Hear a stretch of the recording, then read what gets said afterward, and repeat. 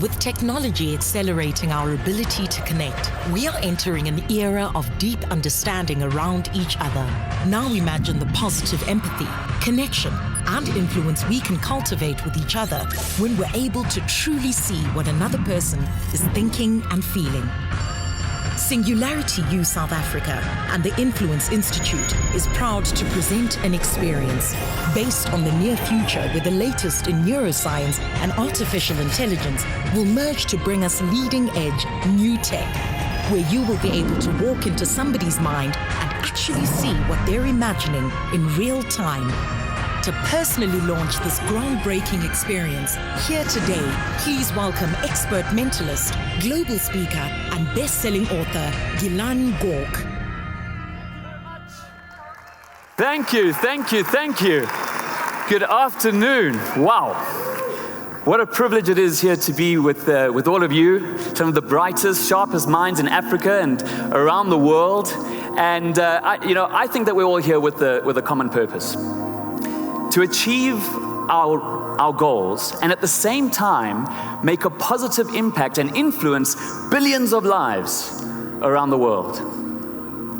I'm so excited that in the next 15 minutes or so, we're going to experience a simulation of future technologies as part of my massive transformative purpose, which is to influence the world,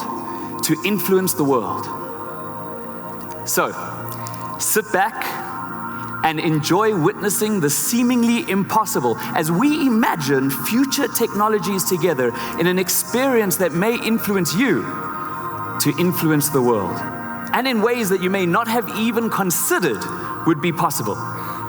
Now, for this experiment, I'm going to need somebody to come up and help me. I'm going to need to find this person randomly. So I'm going to throw the speaker box behind me. I need you to treat it like a hot potato. So if it lands by you, I want you to throw it. As the music's playing, keep the ball going. Are you guys ready? Here we go. 1, 2, 3. Keep it going. Pick it up. Go ahead, pick it up, throw it up. We're going to need someone with really short hair because we need the tech to fit. So let's say a guy, when the music stops, whoever's holding it, and cut the music.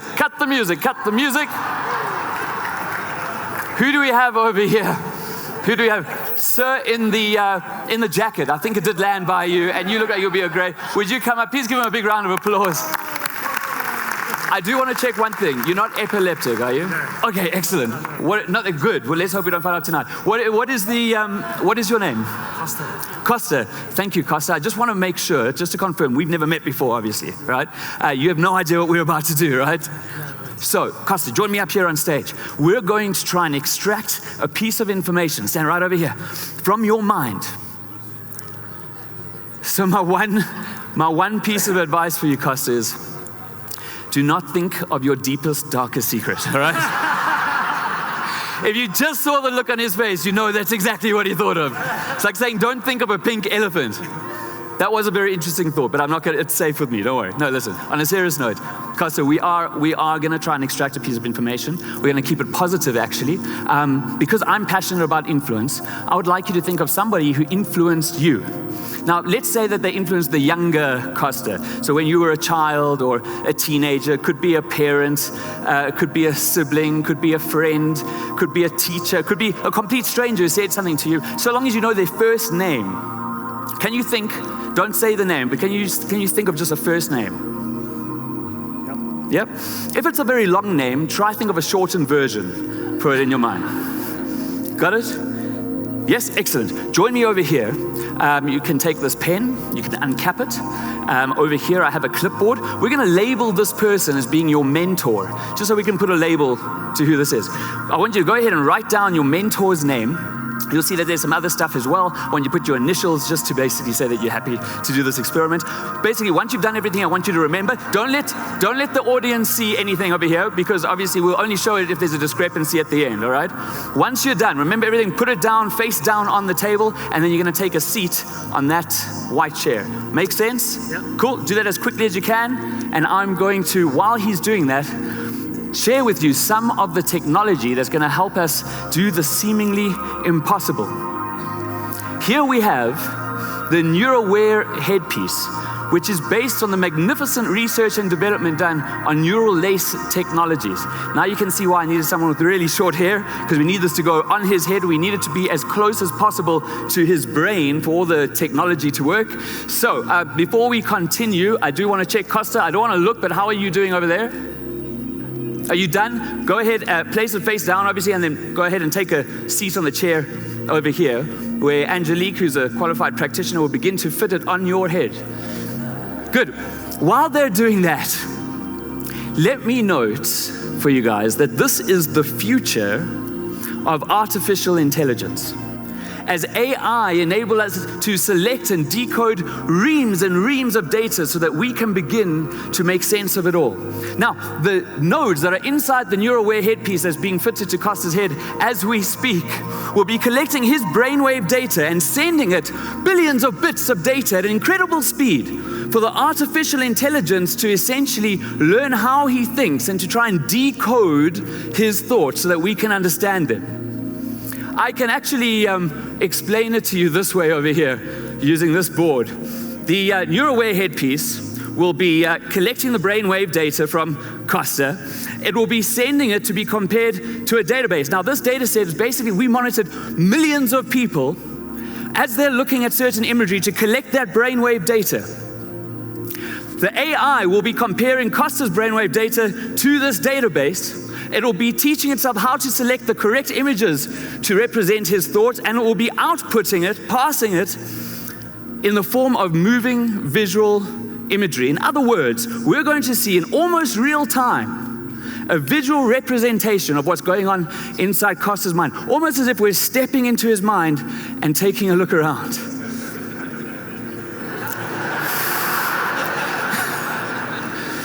How are you doing over there, Costa? You cool? All right, excellent. At this point, we're going to go ahead and power up the machine. Fantastic. Now, let's boot it up. All right, excellent. 1 second.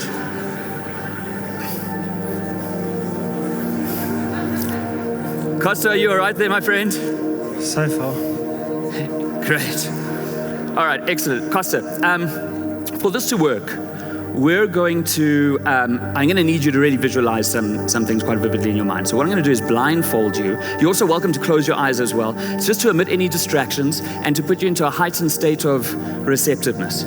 So while I do that, I'm going to keep quiet. I want you just to take a few moments, a few deep breaths, and just get into a nice, relaxed state, a heightened state of synchronicity. All right? Let's go ahead and do that now.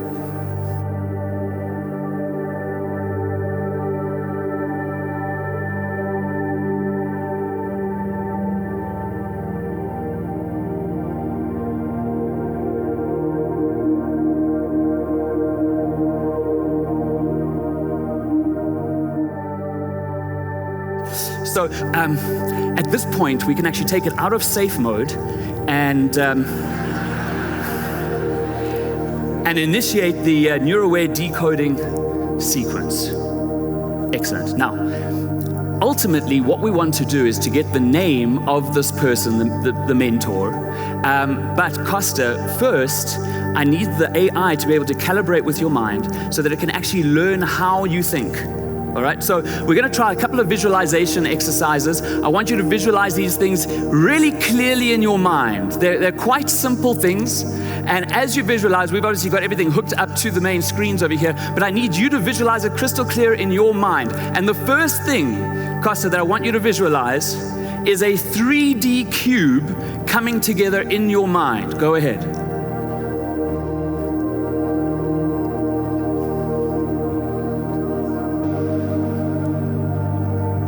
Brilliant. Okay, excellent. All right, so far so good. Now, that was very simple, so we're going to take it a little step forward now. We're going to make it a little bit more complex. And this time, I want you to imagine an open laptop in front of you. Go ahead.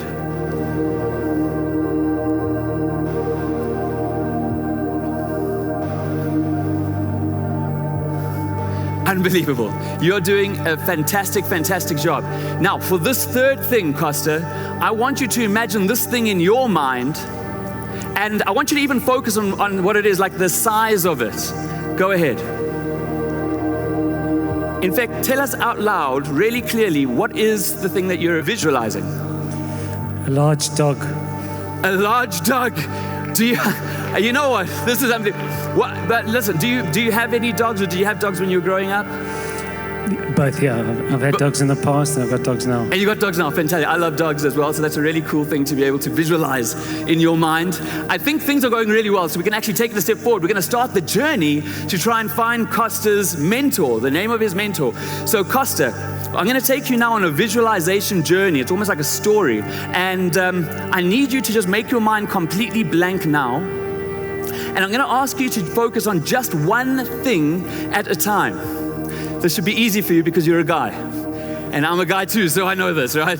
But right now, your mind is completely blank. Costa, your mind is completely blank. I want you to imagine that you're standing in the middle of nothing and nowhere, but as you look down towards your feet, I want you to imagine like a pavement, like a concrete, a pavement forming underneath your feet. And as you glance your eyes and your mind straight ahead, you can see that this is becoming a street, like a city street, just extending all the way into the distance. And I want you to even imagine the buildings along the street rising up, like they're lifting up towards the sky.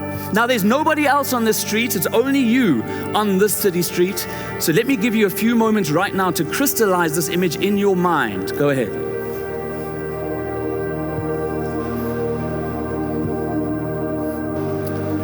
Now, it seems that you're standing nearby or under something. What are you standing by, Costa? Under a traffic light. Under a traffic light. Well, that would make sense, wouldn't it? Because we're in a city street, right? So you're doing a fantastic job. Here's what I want you to do. I want you to imagine that you're looking around in your mind and you're going to identify a specific building and you're going to approach it so that you're standing directly in front of it. Go ahead.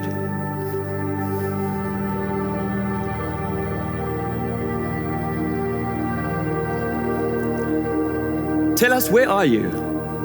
In front of a courthouse. A courthouse with beautiful big pillars, right? And a beautiful, magnificent staircase. A courthouse really is a magnificent thing, I think, to be able to visualize in a city.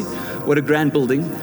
So I'll tell you what, let's imagine that we're moving through into the courthouse, into the lobby of the courthouse. And let's say it's a beautiful, spacious lobby. And in the distance, you can see a door. So visualize that door. Now, on the other side of this door, Costa, is an interesting or a special place that may relate to you and your mentor. I don't know, but before you get ahead of yourself and try to think what's behind the door, first, I want you to visualize that the door is right in front of you. So go ahead and visualize it as directly in front of you. Excellent. And let's say that to get through this door, you need to enter in a 3-digit PIN code. You're going to need something to enter it on. So visualize a keypad materializing right in front of you right now.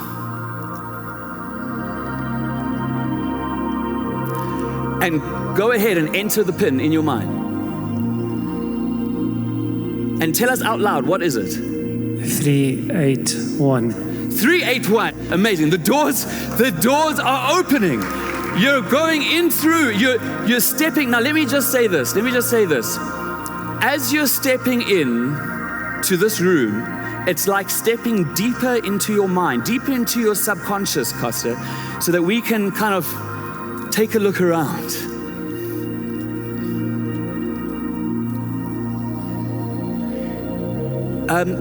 There's something in the middle of the room. What is it? A small table. And what is on the table? It's a book. A book.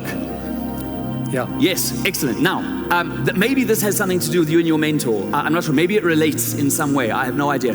But let's work with the book. So here's what I want you to visualize next. Imagine that the book is opening, and on the inside front cover is a handwritten note from your mentor to you, and it's signed with their name at the end of it. I want you to visualize that handwritten note. In fact, isolate it so that you're not visualizing anything else other than that note. It's in your mind. Really focus on it. I need you to get it as crystal clear in your mind as possible. Really focus. Isolate it so that there's nothing else.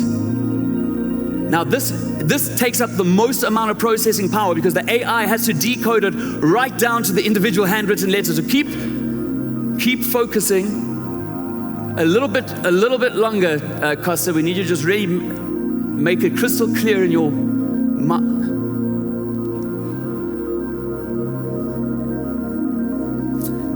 Hold that thought. Just imagine that in your mind. Don't lose that focus. You try reboot quick. Okay, sorry guys, okay, this is not gonna, guys, I apologize. This has happened once before. We thought we ironed out all of the, I mean, if you're in tech, probably you empathize with this. Basically, what's happened here is the processing power was so high that while it was still reading the brainwave data, it actually cut processing to the visual parsing. Let me take this the blindfold off of you, Costa. Maybe it'll be a bit bright when you open up your eyes. How are you feeling? Are you okay? Yeah, good. Feel a little bit funny in your mind. You all right? Okay, look. If we had to cut this experiment here, I think everyone here, or I hope everyone here would have had a great experience with this. But I know that you really, I mean, the whole thing for you is, right, we're going to try to get the name of your mentor, right? I try to reboot. I can't do a full reset and calibration of everything because we don't have enough time. But there is something that I think we should try. It's in beta development. So if this fails, please be forgiving, all right? Costa, let me take this off of you, and we're going to essentially switch positions. Are you all right there? Yeah. Are you good? All right, so here we go. I'm going to go ahead and put this on me. And what we're trying to develop here is almost like a reverse input mode. In other words, while the brainwave data was taken across, it just gets treated instead of the visual parsing and going to the screens in visuals. It just gets treated and sent back through to the neural-aware headpiece. So whoever is the new host, it would be able to try and input that. So we're going to just set it onto some kind of maybe a few minutes to the book. Okay, it takes a few moments to kick in. Do you mind if I take a seat? Because I find it easier to concentrate. In fact, can I ask you a favor? Would you get that board for me and that marker? It should slide right out. I can already feel some weird, so just try slide it out, and then you can bring that over here. Okay, if I close my eyes, it's better for me to imagine. This takes a bit of practice just to make sense of all of this. I'm getting input of the book, and there's the message, and I can tell that you really were trying to focus as much as you could. There's letters forming of the name that you were really focusing on. 1, 2, 3, 4, 5. I think I can make out what this is. I think I can understand this. Can you pass me the board and the marker just before I lose this? It's kind of like a fleeting thought in my mind here. Record it down here. I'm going to write down something. I don't know if I'm right or wrong, but I don't want you to see, and we'll find out at the end, okay? So let me go ahead and just write this down. Obviously, this is in my handwriting, not quite the way that you had imagined it in your mind. Okay, Costa, I've written down the name of a person over here. Let me take this off quickly. This is still a basic prototype, so I don't want to destroy it, so I'm very delicate with it. Put it down like that. And, okay, good. That's a little bit draining. Are you cool? I can't imagine how you felt just sitting here. But take a step forward and actually grab this microphone. On the count of 3, would you tell us what the name of your mentor is? Go ahead. 1, 2, 3. Andrew. Andrew. And that's exactly what I got, ladies and gentlemen. It is Andrew. Here. Thank you. Yeah, Costa, thank you so much. But listen, before you go, firstly, thank you for helping to make an amazing experience for everyone here. We all appreciate that you came up here. There's one more thing. There is one more thing. This makes sense to you. If I tell you that you had a question in your mind that you would ask Andrew, that makes sense to you, right? Yeah. It's amazing what the subconscious can do. Because when I was trying to imagine the notes, I imagined that there was obviously the name at the end, but I imagined that there was a message as well. And let me tell you the message that came to me that came to me through the NeuroWare. And you tell me if it makes sense with the question that you had in your mind. It said, "Dear Costa, I'm still helping as many people as I can." Does that make sense to you? It does, yeah. It does? What was the question you had in mind? Are you still helping people? Are you still helping people? Isn't the mind an amazing thing? Please give it up one more time for Costa, ladies and gentlemen. Thank you so much, man. Thank you very much.